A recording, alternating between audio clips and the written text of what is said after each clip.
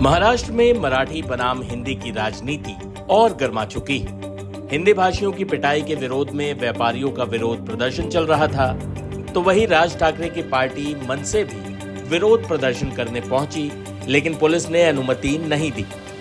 इसके बाद मनसे कार्यकर्ताओं ने जमकर हंगामा काटा, लेकिन मुंबई पुलिस ने उन्हें हिरासत में ले लिया।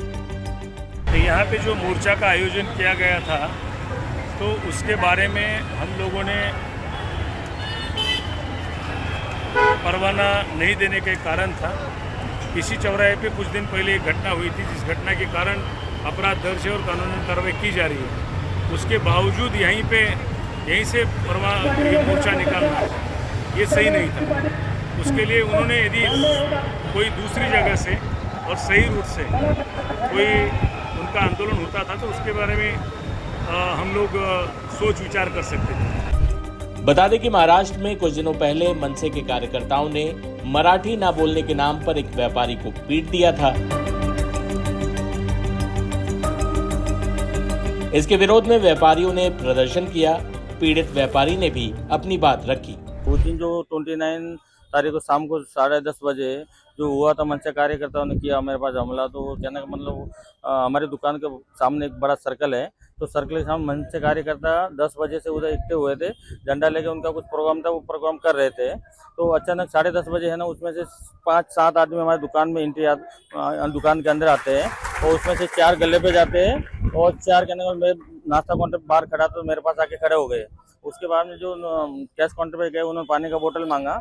पानी का बोतल मांगने के बाद जो हमारा कैशियर था उसने बोला कि 10 वाला चाहिए कि 20 वाला चाहिए, हिंदी में बोला। तो उन्होंने मनसे कार्यकर्ताओं ने उनका विरोध किया, बोला मराठी बोलने का, और उन्होंने जो गाली गलौज भी किया और थोड़ा धमकी भी दिया। उसके बाद इतना करने के बाद मैं नाश्ता काउंटर बाहर खड़े तो सब मेरे पास आ गए, और उसके बाद मेरे को बोलते हैं तुम्हारा व्यवसाय कौन सी राष्ट्र में है। तो मैंने बोला एक काम का हमारा व्यवसाय महाराष्ट्र में है, और एक काम करो। उन्होंने फिर बोला कि महाराष्ट्र में कौन सी भाषाएं बोली जाती है। तो मैंने बोल दिया कि काम महाराष्ट्र में ना जो सभी भाषाएं बोली जाती है। इतना बोलना रहा मेरा, और उन्होंने चारों तरफ से मेरे ऊपर है ना हाथ उठा दिया, और 3-4 जन मेरे को सब धड़ाधड़ मारने लग गए। वो 10 मिनट तक मेरे को मारते गए, और मैं एकदम है ना हताश हो गया, और मेरा माइंड एकदम डिस्टर्ब हो गया, और मैं कुछ समझ में नहीं आ रहा है क्या हो रहा है मेरे साथ में, और एकदम डिप्रेशन में चला गया।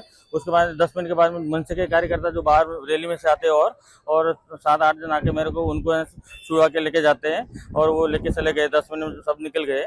और ऐसा ही मेरे पास पहली बार हुआ है। और ऐसा जो उन्होंने जो लग रहा है कि अचानक आके ऐसा जो उन्होंने किया मेरे साथ में, वो ऐसे साजिश ही था। एकदम अचानक वो पहले प्लान बना के आए थे। तो ऐसा घटना जो हुआ है वो उससे मेरा है ना बिजनेस और मैं कस्टमर के सामने, स्टाफ के सामने मानने से मेरा है ना एकदम माइंडली में डिस्टर्ब हो गया हूँ। वहीं बीजेपी के महाराष्ट्र अध्यक्ष आशीष सेलार ने तो इन घटनाओं को पहलगाम से जोड़ दिया। देखिए, सब जो घटना है ना, मन को वेदना, पीड़ा, उद्विग्नता देने वाली है। ये सभी घटना जो दिखती है, पहलगाम में उन लोगों ने किसी का धर्म पूछकर उसको गोली मार दी। हिंदू है, गोली मार दो। और यहां पर इन्होंने निष्पाप हिंदुओं को कौन सी भाषा में आप पढ़ते हो या बोलते हो, उसके ऊपर मारपीट की। ये दोनों घटनाएं मुझे उद्विग्नता पैदा करती है। देखिए, सब जो घटना है ना, मन को वेदना, पीड़ा, उद्विग्नता देने वाली है। ये सभी घटना जो दिखती है, पहलगाम में उन लोगों ने किसी का धर्म पूछकर उसको गोली मार दी। हिंदू है, गोली मार दो। और यहां पर इन्होंने निष्पाप हिंदुओं को कौन सी भाषा में आप पढ़ते हो या बोलते हो, उसके ऊपर मारपीट की।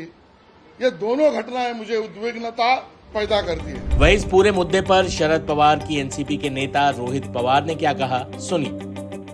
देखो, अगर आप देखो ये विषय चर्चे में क्यों आया कि जब हिंदी सक्ती का कायदा जब महाराष्ट्र में लाया गया था, वो 1st स्टैंडर्ड से 4th स्टैंडर्ड तक का विषय था। अभी बच्चों के जो पेरेंट्स थे उसका विरोध कर रहे थे, राज ठाकरे जी विरोध कर रहे थे, हम विरोध कर रहे थे, उद्धव ठाकरे जी विरोध कर रहे थे। अरे जब प्रेशर बढ़ते गया तब सरकार को हार माननी पड़ी और उनको जीआर, हिंदी शक्ति का जीआर पीछे लेना पड़ा। लेकिन बाद में अगर आप देखो, भाजपा के माध्यम से और भाजपा के नेता के और संगठन के माध्यम से एक ऐसा वातावरण किया गया कि मराठी वर्सेस नॉन मराठी, मतलब मराठी विरुद्ध जो नॉन मराठी है, बाहर से लोग जो आए हैं। क्योंकि पहले से हम कह रहे हैं कि मराठी कौन है, जो महाराष्ट्र में जन्मा है, जिनको मराठी आती है या नहीं है, लेकिन यहाँ पे रहते हुए जो व्यक्ति मराठी का मान सम्मान रखता है, मराठी कल्चर का मान सम्मान रखता है, वो हमारे लिए मराठी। लेकिन बीजेपी ने ये पूरा discussion Marathi versus non Marathi किया, क्योंकि बहुत 3-4 दिन पहले अगर आप देखो कि परप्रांतियों का एक आंदोलन हुआ था, जिसके लिए इस सरकार ने इमीडिएटली जल्दी से जल्दी वहां पे परमिशन दी थी। लेकिन आज के जो आंदोलन था, जो मनसे का था, मराठी विषय पे था, तो वहां पे उन्होंने परमिशन दी गई नहीं थी।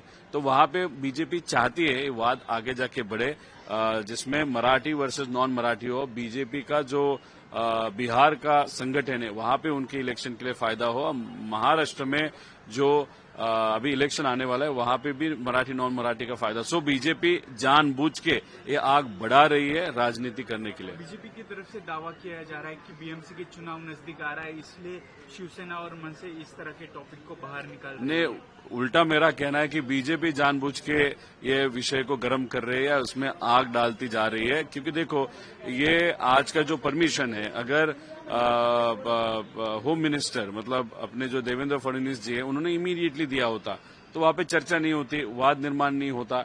अभी आगे जाके फिर क्या होगा कि मराठी वर्सेस नॉन मराठी इतना अग्रेसिवली हो जाएगा, क्योंकि नॉन मराठी को आप परमिशन देते हो महाराष्ट्र का सरकार होते हुए और मराठी को नहीं देते, तो ये सरकार जानबूझ के बीजेपी के नेता चाहते ये आग बढ़ती जाए। जब भी बीजेपी एक आध चीज बोलते उसका उल्टा जो विषय होता है वो वहां पे बीजेपी प्रयास करती रहती है। इसलिए ये सिर्फ बिहार इलेक्शन और मुंबई इलेक्शन की एक राजनीति है, लेकिन ये राजनीति विकास के मुद्दे पे नहीं है। यहाँ पे जो मुद्दा लाया जा रहा है वो डिवाइड एंड रूल, जो ब्रिटिश की राजनीति थी, वो अभी बीजेपी यहाँ पे लोकसभा में हिंदू मुस्लिम किया, विधानसभा में ओबीसी मराठा किया, और अभी बिहार इलेक्शन और बम्बई के इलेक्शन के लिए मराठी नॉन मराठी का मुद्दा बीजेपी जानबूझ के आगे लाते जा रही है। और लेकिन अनफॉर्चुनेटली इसमें क्या हो रहा है कि एकनाथ शिंदे जी इस बारे में कुछ भी बात नहीं कर रहे, न वो भूमिका ले रहे। क्योंकि बहुत पहले से अगर आप देखो तो बाला साहेब ठाकरे जी ने जो पार्टी चालू की थी शिवसेना, वो मराठी अस्मिता, मराठी लैंग्वेज, मराठी लोगों के लिए चालू की थी,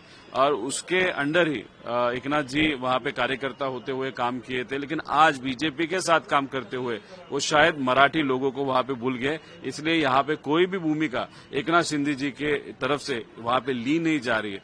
तब भी जब उनके नेता लोगों में जा रहे हैं तो लोग भी उनको वहां पे नेगेटिवली ले रहे हैं। तो वहां पे कहाँ पे तो बीजेपी की और एक रणनीति है कि जो एकनाथ शिंदे साहब की पार्टी, उसकी ताकत धीरे धीरे कम होनी चाहिए। लेकिन कहीं न कहीं जो एक कॉन्फ्लिक्ट चल रहा है हिंदी और मराठी का, दोनों जो डीसीएम है महाराष्ट्र की, उनकी तरफ से कोई बयान नहीं आ रहा है, कुछ इसके अंदर एक्शन नहीं हो पा रहा है। उनको मालूम है, एक तो वो बड़े नेता है, एकनाथ शिंदे साहब बड़े नेता, अजित दादा बड़े नेता है, उनको मालूम है देवेंद्र फडणवीस साहब और बीजेपी जानबूझ के ये रणनीति सिर्फ बिहार इलेक्शन के लिए ला रहे। लेकिन प्रॉब्लम ऐसा है, अभी वो बीजेपी के साथ सत्ता में है, सत्ता बीजेपी के कारण उनको मिली है। अगर बीजेपी के खिलाफ कुछ वो बोलेंगे, दिल्ली वाले लोग अगर नाराज हो जाएंगे तो वो सत्ता के बाहर जा सकते हैं। अभी इन दोनों को सत्ता बहुत प्रिय है, तो अभी दिख रहा है कि मराठी लोगों से ज्यादा, महाराष्ट्र धर्म से ज्यादा सत्ता इन दोनों को प्रिय है, इसलिए ये दोनों कुछ भी नहीं बोल रहे, ऐसे दिख रहा है। महाराष्ट्र के मुख्यमंत्री देवेंद्र फडणवीस भी अब एक्शन में दिख रहे हैं। फडणवीस ने साफ तौर पर कहा कि भाषा के नाम पर गुंडागर्दी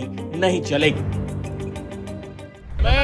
मैं बहुत स्पष्ट शब्दों में बताना चाहता हूं, महाराष्ट्र में मराठी भाषा का अभिमान रखना ये कोई गलत बात नहीं है, लेकिन भाषा के चलते अगर कोई गुंडागर्दी करेगा तो इसको हम सहन नहीं करने वाले।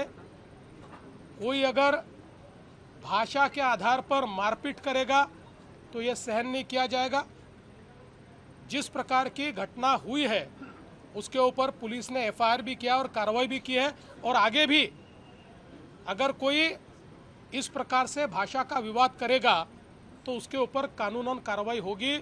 हमको हमारी मराठी का अभिमान है, लेकिन भारत की किसी भी भाषा के साथ इस प्रकार से अन्याय नहीं किया जा सकता।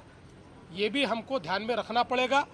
और मुझे तो कभी कभी आश्चर्य होता है कि ये लोग अंग्रेजी को गले लगाते हैं और हिंदी के ऊपर विवाद करते हैं।